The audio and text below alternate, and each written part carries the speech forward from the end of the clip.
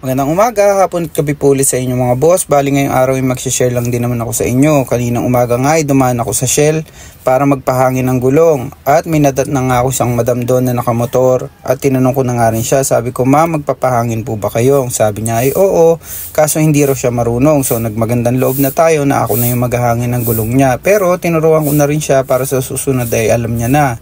So ano nga ba ang unang dapat gawin? Sabi ko, ma'am, tingnan nyo po yung gulong nyo sa tagiliran. Usually may nakasulat po dyan kung ilang PSI o ilang yung tire pressure na ilalagay nyo sa gulong.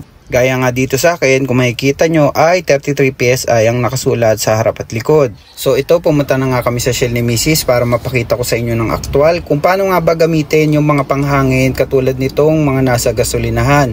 So usually ito lang naman yung makikita nyo, ganyan din naman yung format sa iba, iba-iba lang yung kulay nila. Merong plus sign at negative sign. So yung plus sign ay para makapagdagdag ka ng hangin at yung negative ay para makapagbawas ka. So yan, 30 yung nakalagay dyan, siguro 30 yung huling naghangin. Pindutin mo lang yung plus para iangat at yung negative naman para magbawas. So kung ano yung preference na gusto mong ilagay na tire pressure sa gulong mo. So kung flat naman yung gulong mo, ang pipindutin mo ay ang flat tire only. So ito, pakita ko lang ulit sa inyo ng malinaw. 33 PSI sa 5090 ko na gulong by 14 na quick tire. Ganon din doon sa likod na 33 PSI din sa 60 by 90 by 14 na gulong.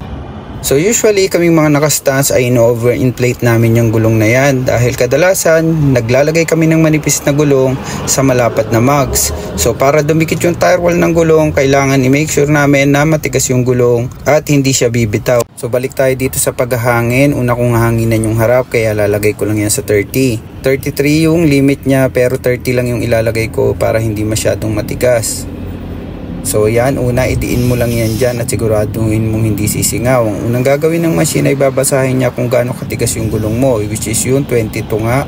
At ang susunod niyang gagawin ay magdagdag bawas siya dyan hanggang sa makuha niya yung prefer mong tire pressure.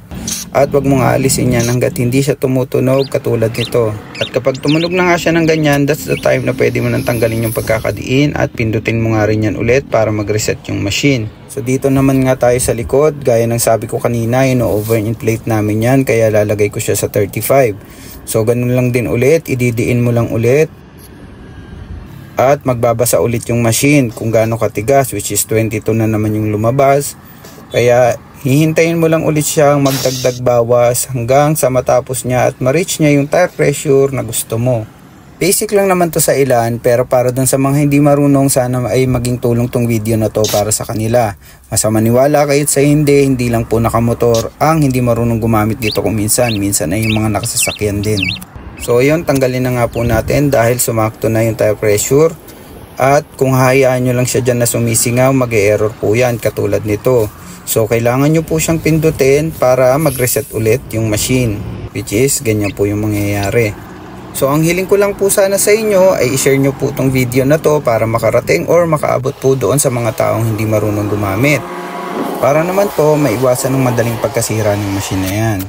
Dahil nga po libre yan. At kung lahat po tayo ay marunong nang gumamit ng tama ng machine na yan, masigurado kung hahaba ang buhay ng machine na yan at mas marami pang tao ang makikinabang sa machine na yan. So yun lang naman po mga boss, maraming salamat po sa panonood.